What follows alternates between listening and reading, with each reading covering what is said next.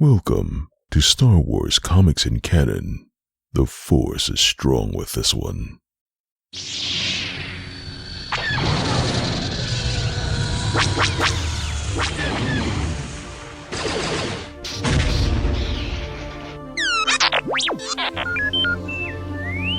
Hello there and welcome to Star Wars Comics in Canon, your guide to the wider Star Wars canon through the comic book lens. And to take you on this journey, I'm your host, Mike Burton.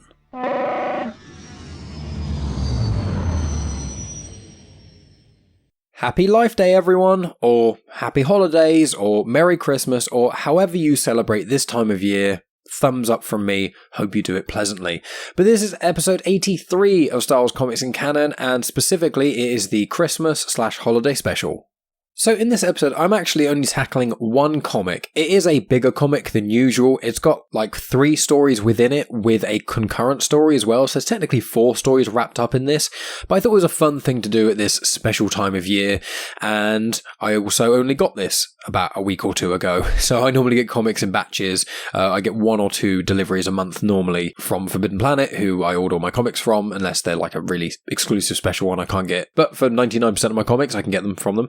But yeah, I got this recently, I read it, I thought it was a bit of fun, and I thought it's quite a nice thing to do for sort of the holiday season, so I thought I'd tackle that. There's some fun connections here, and some good artwork and stuff. Obviously you can check that out on social media. If you follow me at Genuine Chit-Chat, then you'll see that, normally within the week of me posting the episode, I will post photos of some of the cool panels I liked, and the covers and things as well. Obviously, if you're a patron supporter at £2 a month or more, then you will get early access to those photos and things, but if you are a patron supporter of £1 or more, I did release these Life Day photos early as a little Christmas gift as well. So all the fun there. And if you do want to support the show for as little as £1 a month, you still get access to 100% of the additional audio content. The higher tiers are just for a few extra bits and pieces, but the full audio experience, early access to stuff, unsplit Genuine Chit-Chat episodes, and over like 65 episodes of afterthoughts in themselves, as well as 10 or so bonus episodes about other stuff.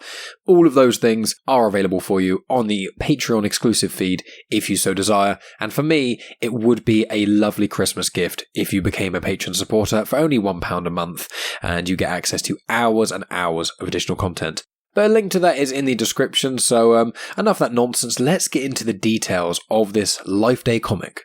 So the comic itself is called Life Day number 1. It was released November 24th, 2021, and it has got 3 stories within it. So I'm just going to reel off all of the names of the people involved for each of the stories, and then when we get to a specific story, I will then flag it up, and I'll also give a little bit of information of where it falls in the timeline when we get there, otherwise it's going to get too complicated. So it's called the framing sequence. So in essence, the modern story has got Han Solo and Chewie, and then Han Solo has a few flashbacks, and each kind of flashback, in a sense, is its own little story. He's only involved in 2 of the flashbacks. One of them is from the High Republic era, which is like over 200 years prior, but I'll get into that when we get there. But yeah, the Life Day framing sequence, so the main ongoing story, is written by Cavan Scott. The artist is Ivan Fiorelli, and the colour artist is Chris Sotomayor. Now, we'll quickly add here that Cavan Scott, obviously he's a High Republic author, he's also done a couple of audio dramas, and he's got a lot of work on his plate. He's also doing a lot of IDW stuff, which is the other comics, which I'll be tackling more of next year. But obviously a few weeks ago, I did tackle the Halloween special, Tales from Vader's Castle. There's like 3 collections of those as well. So lots of stuff there. But the reason I mentioned him specifically in this instance is because there is actually a book that has got illustrations, which is called the Life Day Treasury. It's by Cavan Scott and also a gentleman named Georges Mann, and in essence it's in the same sort of vein as the Myths and Fables book and the Dark Legends book.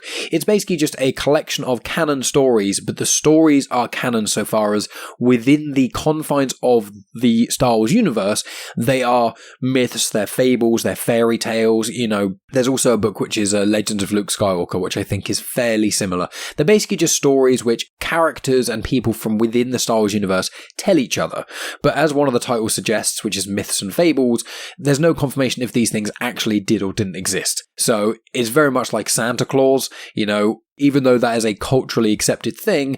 Sorry for any kids listening, but Santa isn't obviously a real person. So in that regard, although he exists, he doesn't exist in the same way. Like, that's the kind of parallels I'm drawing from that. I have not read the Life Day Treasury, I must confess, but I've heard quite good things about it, and I did a little bit of research about it too. So if you like the sound of this comic, or you pick up this comic and you like reading it, and you want more stuff to do with Life Day that is canon, then check out the Life Day Treasury. But yeah, the three stories within this comic is Deck the Halls, Paid on Delivery, and Gift of Light. So Deck the Halls is written by Justina Ireland, who's another High Republic author. The penciler is Georges Jeanty. The inker is Victor Olazaba, and the colour artist is Pete Pantazis.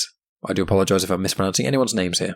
For Paid on Delivery, the writer is Steve Orlando, the artist is Paul Fry, and the colour artist is Alex Sinclair. And for Gift of Light, the writer is Jody Houser, the artist is Kei Zama, and the colour artist is Ruth Redmond.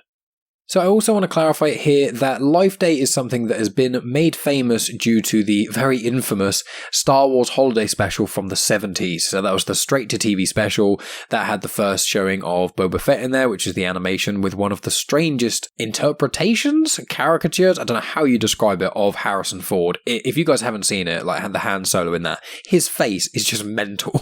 You guys really just Google it. I think actually it's on Disney now, under Vintage Star Wars in Disney Plus, where you get the Now Legends Clone Wars micro series, and you get the old school Ewoks and Droids cartoons. In that, there's something called The Tales of Something or Other, and it mentions the Millennium Falcon in the title, or Tales of the Something Wookiee. It's only like 5 to 10 minutes long, and nothing really happens. I don't know why it's got such a following, but you get to see Boba Fett in that, and he's holding a rifle, which is what the Mandalorian uses, which is quite cool. But Life Day is primarily, or was essentially, a very Legends thing, because the holiday special, basically, with the cartoon was fine, but the rest of it, you know, with the virtual reality porn that Chewie's dad's watching, like, that's a thing that happens in there. It's all very, very bizarre. I've seen bits and pieces. I haven't sat down and watched the thing in its entirety.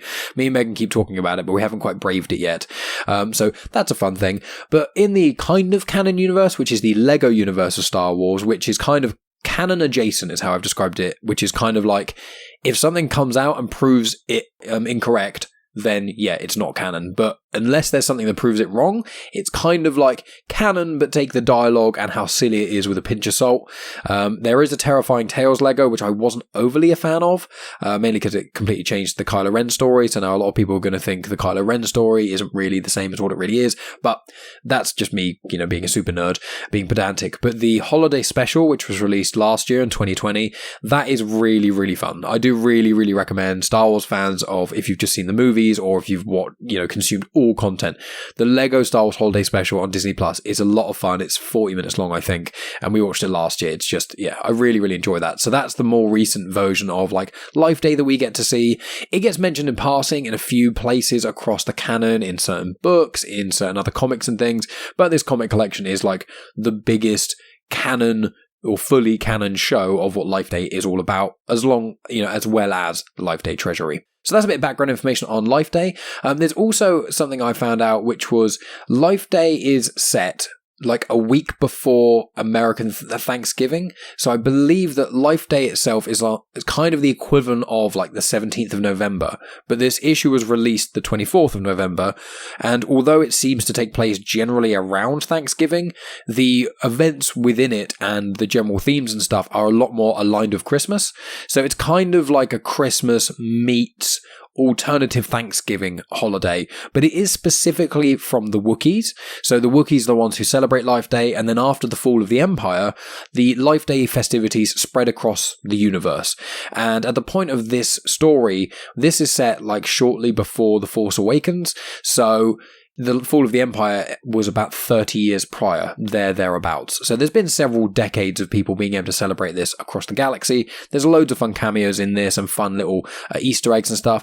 I've made a note of a few of them, but I specifically haven't mentioned every single one of them because A, it would take forever, but B, because I want you guys, to, if you do pick this comic up or whatever, then you can get a little bit more out of it, because there are a lot of fun things, and this is just a really nice, fun comic with some collections. So with that all in mind, guys, let's get into things. And here is the crawl for Life Day. As the galaxy recovers from the dark days of Imperial rule, the Wookiee tradition of Life Day has spread far and wide. It's a celebration of love and unity where differences are put aside and the citizens of the New Republic face a brighter future together. But not everyone is full of cheer. Captain Han Solo, formerly of the Rebel Alliance, has lost the Millennium Falcon and is on the run from the notorious criminal organisation known as Kanja Club. A call from an old friend takes Solo and his longtime co-pilot Chewbacca to Black Spire Outpost on Batuu, where Life Day festivities are in full swing. But where Han Solo goes, danger is never far behind.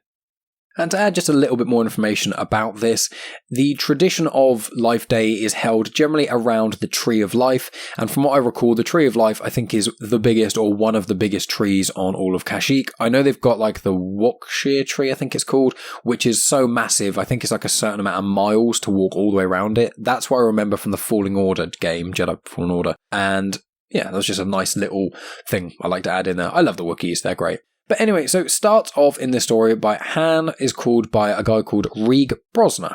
Now, Reeg is calling Han to say, let's go have a drink and things. And obviously they're going to Black Spire Outpost, which is on Batuu, and that is where the Galaxy's Edge theme park at Disney World is based in. And that is kind of like a canon location in the sense of if you go to Galaxy's Edge at Disney, there's little things that happen which are in the canon, technically speaking. But a good way to check this out is in the Galaxy's Edge comic anthology miniseries that I tackled. I tackled that a little while ago. It was on episode 20 of Star Wars Comics in Canon. So if you want a bit more information there's also like some books. There's the book which there's a Crash of Fate, Galaxy's Edge, Black Spire, and there might be another one I haven't thought of. But there was like a multimedia push at Disney when Galaxy's Edge was kind of announced and things. And so Batuu is the planet and Black Spire Outpost is the area from what I recall. But yeah, anyway, Han gets called there to go have a drink with a friend, basically, and so he goes there. Now, his friend Reeg Brosner is an Arcona. Now, an Arcona is a alien species that has triangle heads, fairly big eyes, 3 or 4 fingers, and you actually first see them in the Cantina from A New Hope. Now, they're in the Clone Wars, they're in loads of content. They're one of those species that is just relatively everywhere. They're actually notorious for their addiction to common salt, which is something I found out online that was quite interesting. They're generally desert dwelling. They come from the planet Kona, and in the Clone Wars, there is a Arcona called El-Lez, and he is actually one of the people helping Shark T train up the squad, which is Domino Squad, which is the squad that I believe Jesse and Fives and like the main clone trooper squad that you see throughout the Clone Wars. You see like 2 or 3 flashback episodes with them, like how they train, how they learn to work together, that sort of thing. And in amongst that, you get to see El-Lez along with Shark T and someone else as well. And then last bit of trivia about this species, the Arcona, the one in the Cantina was called Hem Dazon, and he was stranded on Tatooine. So moving on, Han heads to Ogre's Cantina. Chewie heads in, but Han decides to pull back because he wants to get Chewie something, a little gift. Now, Ogre's Cantina is one of the places you can go to eat or drink at Galaxy's Edge, the theme park. So it's one of those fun locations which is simultaneously canon, but you could actually go there yourself. So that's really cool. I like that little element of that in there. And then Han goes and gets a life orb from an Ewok who is selling some wares, which I just think is adorable. If I could buy anything off an Ewok, I definitely would. And it turns out that Chewie is actually missing his family, which is why Han wants to kind of cheer him up a little bit. And now from the holiday special, the infamous one that's in Legends, it's confirmed that Chewie's wife is named Malla and his son is called Lumpy. Now they've actually kept that throughout the canon, and in the Star Wars Aftermath trilogy, you actually get a chapter or two where you have Lumpy and you have Chewbacca reunited with his son. But their full names is his wife, Chewie's wife, is called Malatobuk, and his son is called Lumpawaru. Now, his son is nicknamed either Lumpy or Waru, and his wife is nicknamed Malla. After Han manages to get this life orb and things, he turns around to go into the cantina and he sees a bunch of Kanja Club thugs head in there. It's confirmed that they actually hold up the bar, and Chewie is in there being held up as well. 2 thugs come out and start shooting at Han. So Han thinks to himself, does anything good ever happen on Life Day? That sort of, that kind of cynical mindset from Han Solo that we've all grown to know and love. And so it does the first little story. So this is Deck the Halls. Now, this is set in the High Republic era, so that is approximately 263 years before the events of the main story with Han, and it's around 231 years before the Battle of Yavin, because it's just after the Drengig are taken care of, so it's, from what I can tell, it's around the time of the Rising Storm, but it's after the second volume of High Republic comics. That's generally where to put it in the timeline. But it features Burryaga and Nib Assek. Now, Burryaga is a Wookiee, and in the High Republic books, he is a Padawan. At the point of the story, he's still a Padawan, and his master Nib Assek is, I believe, a human, but she has specifically learnt the language of Shriwook, which is one of the many languages of Kashyyyk, so that she can communicate with Burryaga, which is incredibly adorable. And there's such a cool Padawan-master relationship. I just love Burryaga. He's one of my favourite Jedi in the High Republic. But anyway, the pair travel to Kashyyyk because apparently there's some strange happenings that are going around. There's bad energy that's affecting everyone, and they notice there's some strange plants on certain trees around, and also on the Tree of Life, which, as I've said before, is where they hang up a lot of decorations, and that's the main sort of vessel they use to celebrate. So Nib Assek picks up one of these strange plants and then gets wrapped up by it, and then suddenly all of these plants come alive. And it turns out that these seem to be some sort of Drengir saplings, but they seem to have been dormant, and then they get woken up by an unknown thing. And Nib has confirmed this is after the Great Progenitor has been defeated, which is like the main big bad of the Drengir, which I'll tackle that when I tackle the High Republic comics in 2022. But in essence, Nib and Burryaga lift all of these plant things up into the air, and then Wookiees come out with flamethrowers and burn them all. Then once all of them have been sort of destroyed and things, Nib, Burryaga and the rest of the Wookiees then sit down and have a feast, as the standard Life Day tradition says to do. And Nib says that she'll report the dormant Drengir back to the Jedi Council to see if there's anything they can do about that. And that's where Deck the Halls finishes. Obviously, this is just like really bullet point information of these little stories. It's a fun story, but if you want more information on that, then go read it. So it cuts back to present with Han, and he is hiding, and then there's a flash grenade that is thrown right near him. He manages to kick it back at his attackers. It blinds who's shooting at him, and then Ogre shoots the thugs. Ogre is the person who owns the cantina. Ogre tells Han that they need to talk, and she says this while aiming a gun at Han. Han thinks some sort of sarcastic thing to himself, which then takes us on to the next story, which is called Paid on Delivery. So Paid on Delivery is set after the movie Solo, but before A New Hope. So it's in about a 10-year period. It's between 10 years before the Battle of Yavin and 0 years before the Battle of Yavin. It's at some point between there. So we've got Han and Chewie. They're dealing with some Trandoshans. They're actually buying some corrosive charges for Jabba the Hutt. Chewie hears something and then finds this Life Day orb and questions it. The Trandoshans get leery and then say that it's probably from that trash moon of Kashyyyk and that everything on that planet is trash and things, which makes Chewie pretty angry. So Chewie then attacks. He fights all of them off and things, and then one of the corrosive charges then cracks on the floor. Han manages to push it over near the Trandoshans, and at this point Chewie then enters this building that's behind them because he can hear some sort of strange noises. So Chewie enters this place and finds a lot of Wookiee slaves, and so he starts to free them. And I want to clarify here that Trandoshans and Wookiees, Trandoshan being lizard people, Bosk is a Trandoshan, and they have very much a rivalry with Wookiees.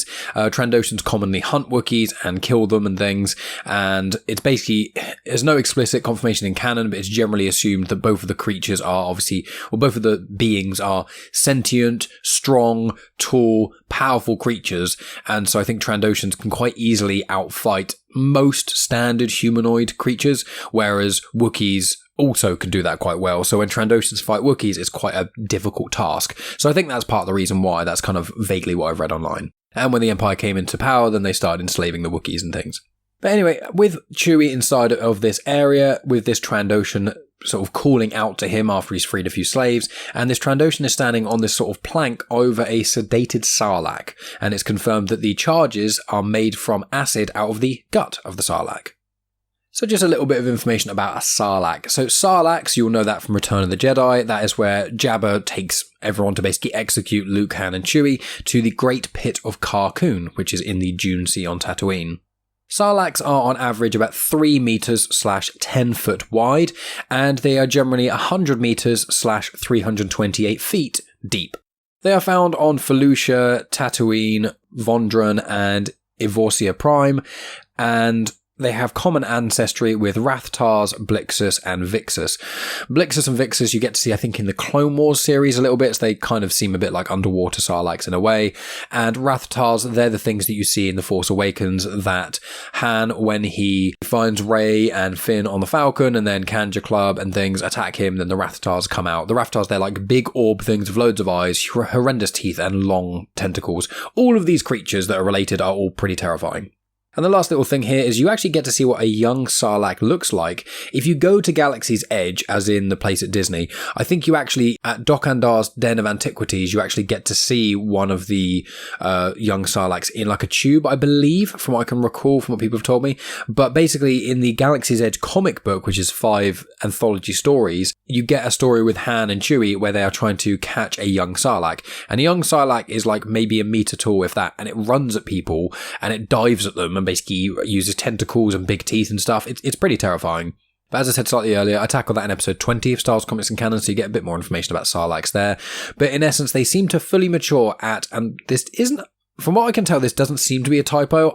I suspect maybe it is, but I don't know anything about Sarlacc biology, but apparently they don't get fully matured until they're about 30,000 years old. So it's really weird. I don't fully understand how the creature can run around in its sort of infant form and how it can even live for that long to then just become a big pit. I mean, maybe Sarlaccs has barely any in the galaxy or something like that, but having to wait for 30,000 years, you'd assume you'd see more than one in a comic running about, because surely, like I also read somewhere that when a male reaches a certain size, it lets out loads of spores. I think the word was millions of spores, and I'm just thinking, well, if there's millions of spores going around, why have we never really seen any young Sarlaccs? Why are there not Sarlacc pits everywhere? But if they take 30,000 years to grow, surely people are killing Sarlaccs and things. I don't know. Maybe, for me, 3,000 sounds like a much more reasonable time than reaching maturity at that age. That must mean that Sarlaccs live for like hundreds of thousands of years, which seems a bit strange, but maybe that is the case. Maybe I'm overthinking things on this Life Day celebration. So without myself getting further distracted, let's get back on the rails of this story of paid on delivery.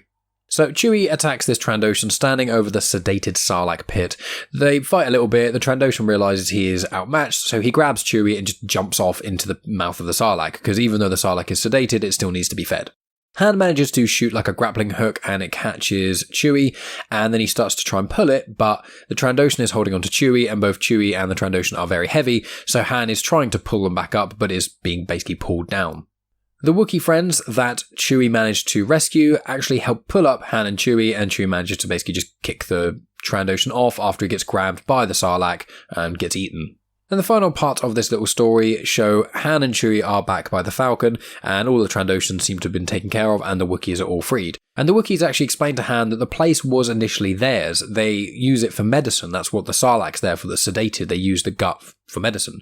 But the Trandoshans basically came over and stole it all and then enslaved the Wookiees. So the Wookiees are very happy with Han and Chewie, and so they give Han and Chewie the last bombs so they can deliver them to Jabba, and yeah, that's how that nice little story ends. So some cool stuff with Wookiees and Trandoshans and a bit of the Sarlacc, so lots of fun there. So moving back to present day, it shows that Oga is holding Han at gunpoint and says that Han's friend Reek is actually working with Kanja Club, and Oga wants to turn Han in to save all the patrons of her bar. So this leads on to the final story within a story. This story is called Gift of Light. It is set between 0 ABY and 4 ABY, so it's just the original trilogy, somewhere between A New Hope and Return of the Jedi, and Han is with the rebellion and things. So they're on a planet called Kudo. Now, Kudo is in the Age of Republic story with Anakin, which I tackled in episode 39 of Star Wars Comics in Canon, and Kudo also appears in the TIE Fighter comics, which I tackled in episode 45. And both of those comics were written by Jody Houser, who is the person who wrote this one as well, so obviously that's one of her little planets she's kind of created. But in essence, Kudons are kind of, the way they look, they almost look like wolves mixed with like a sheep, kind of. They've got kind of a wolf-ish sort of face. They've got fur, but they also have hair as well. Some of them even have facial hair. But you actually first got to see a Kudon in the Poe Dameron Annual number 2. So anyway, back to the story. So Han says that Chewie's morale is quite low. He's missing his family and things, and it's Life Day and stuff. And obviously the Rebellion days is, generally speaking, quite depressing a lot of the time. So Han says to C-3PO that Chewie's missing his family, so Han wants to try and help him out. Meanwhile, Leia is talking to some rebels, and it shows that the Kudon system has suffered hugely during the Clone Wars and also due to the Empire. So Leia wants to give the Freedom Fighters some connections and resources to help them, basically. Han asks C-3PO to go and find some decorations for Chewie, so 3PO and R2-D2 head out. R2 hears some singing and goes to investigate, while C-3PO goes and buys some decorations off a seller. You then see an Imperial officer is on patrol who confronts C-3PO. He then takes the Imperial to the place that R2-D2 went after they've discovered something, and then Chewie knocks out this Imperial officer. Later it is explained that the Kudons were actually using their songs to confirm they were rebels. They were speaking in like their own dialect, but they were singing certain things that rebels should be able to pick up on within their songs. So obviously R2-D2 noticed that, and 3PO kind of noticed that as well, and so they tricked the Imperial officer to go in there to KO him just so the rebels wouldn't get discovered. So the Kudons then say that they'll use the rebel resources to try and help and free their planet, and then Chewie seems a lot happier now, and you get to see him like celebrating with these Kudons. It's kind of like a nice little family moment, and Han notes that if they can't be home, then making the rebellion family bigger works as well. So that's the end of Gift of Light, so we move on to the final few pages of this Life Day celebration comic. And so you've got Ogre, who brings Han into the bar, and Tasu Leech is mentioned in passing. He's in the War of the Bounty Hunters stuff, he's also in The Force Awakens, he's one of the people who gets eaten by Rathtar, he's a member of Kanja Club. But I gave loads of information on him in the War of the Bounty Hunters episodes, so go check those out. But Han basically offers Kanja Club this Life Day orb that he has, and they get a bit closer and then he smashes it on the floor and it blinds the crew. It causes a distraction and it shows that Ogre actually hid a flash grenade in the orb, which is how it all worked and things, and because they managed to cause the distraction, Ogre and Han managed to take out the Kanja Club members and free the bar. It is then confirmed that Reeg was actually blackmailed by Kanja Club. They were threatening to hurt his family and his home, so that's the reason he sold out Han Solo and caused all that trouble. So Han, trying to keep the peace between everyone, says that he's going to buy everyone a drink, and the final panel is really wholesome, and it's him giving Chewie a big hug, both smiling widely, and you've got them in the bar and all the people, all the patrons like drinking and stuff, and the final tiny little panel shows that there's one little plant that's up in the bar, and it seems to be one of those little Drengir saplings which we saw in that Deck the Halls story. And that little thing hisses, and that is where this ends. Now, do I think the Drengir are going to come back? No, I think that's just going to be it's one of those fun little things. I mean, Cavan Scott likes to do this in loads of stuff he writes because he loves horror. And almost all horror films seem to end, and they're like, 2 minutes before they're ending, the big bad or something happens to be like, oh, got ya. Like that sort of thing. That's kind of how I view this one, and that's what Cavan Scott does in a lot of his both written works and also the comic stuff that he does. But yeah, that's the end of the Life Day comic, my friends. So I hope you enjoyed that little special. That's going to be it from me for the rest of the year. I think I will be releasing maybe one more thing on this channel or on this feed, just as something to tide you guys over. But if you do want a lot more additional content, for as little as £1 a month, you can follow me on Patreon, patreon.com/genuine Chit-Chat. And there is plenty. There's a Christmas episode on there. There's a few other bits and pieces that I've released on there, and I'm planning on releasing a few things over Christmas as well.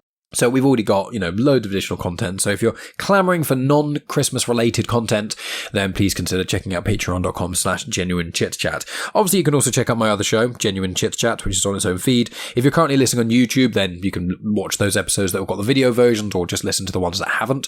But everything is in nice little playlists there. So if this is one of your first times joining Star Wars Comics and Canon, maybe check out YouTube because, as I said, putting things in playlists. There's like a Darth Vader playlist, Dr. Aphra, War of the Bounty Hunters, loads of different things. So it's a good way to sort of get through stuff if you kind of want to cherry pick some of the episodes I have done. But in that same vein, if you do have an account on YouTube, I would hugely appreciate you clicking the link in the description and subscribing to me on YouTube. It'd be a Christmas miracle. If I can get it up to 100, we're already around the 60 or 70 mark, I think. I know almost no one listens on YouTube comparatively, like a huge percentage of you guys listen audio only and barely anyone checks out YouTube stuff, which is fine because I listen to pretty much all my podcasts on podcasting apps as well. But if you do have a YouTube account, I would really appreciate you subscribing because I can just change the channel name to /genuine Chit-Chat rather than / nonsense gobbledygook stuff. So if you could do that, I'd really appreciate it. You can also share the show, you can rate, you can review. You can now review on Spotify and you don't even need to write anything. You just do a star review. So if you're listening to this right now, please give Comics in Motion a 5-star review. Please write reviews if you can on Good Pods or Podcast Addict or Apple Podcasts, any of those places you can leave reviews, and it does really help the show out. So I appreciate any of you guys doing that. And in addition to that, just coming for 2022, I'm going to be tackling the Poe Dameron series once a month. I'm going to be tackling some High Republic comics once a month. I'm going to be tackling a mini-series once a month, which at the moment are primarily High Republic things. And I'll also be tackling probably a couple of IDW things. I've recently got like a Clone Wars Battle comic, which is IDW, so I'll probably tackle that at some point. I do want to tackle the other 2 Tales from Vader's Castle anthology stories, because I've got all of those now. So I will be tackling those as well. And we'll kind of go from there. We'll see what else gets announced. I know that there's a Han and Chewbacca, or Han and Chewie, I think it's called, comic mini-series that's coming out, and that's going to be about them before A New Hope. I think it's how they got into debt with Jabba the Hutt, basically, that caused a lot of the events in the original trilogy. So I'm quite excited about that. That'll be sort of mid next year. I'll be tackling that, no doubt. I mean, I think it starts in April or May, so it probably won't be done till sort of September time, I presume, if it's like 4 issues. But we'll cross that bridge when we come to it. But that's really it from me, guys. I just want to say thank you so much for listening. As always, I appreciate each and every one of you listening. I wish you all happy holiday season, a Merry Christmas, a pleasant Life Day, a good end to 2021. Whatever you do or do not believe, I hope you have a good time at the end of 2021. And I'll talk to you guys maybe briefly when I release whatever the bonus thing is going to be in a week or so's time, but I may not record an intro for that. I don't know. We'll see. But regardless of that, I'll speak to you in full in 2022 with the other stuff I've got coming. And I just hope you guys have a good time. So thanks again. And as always, may the Force be with you.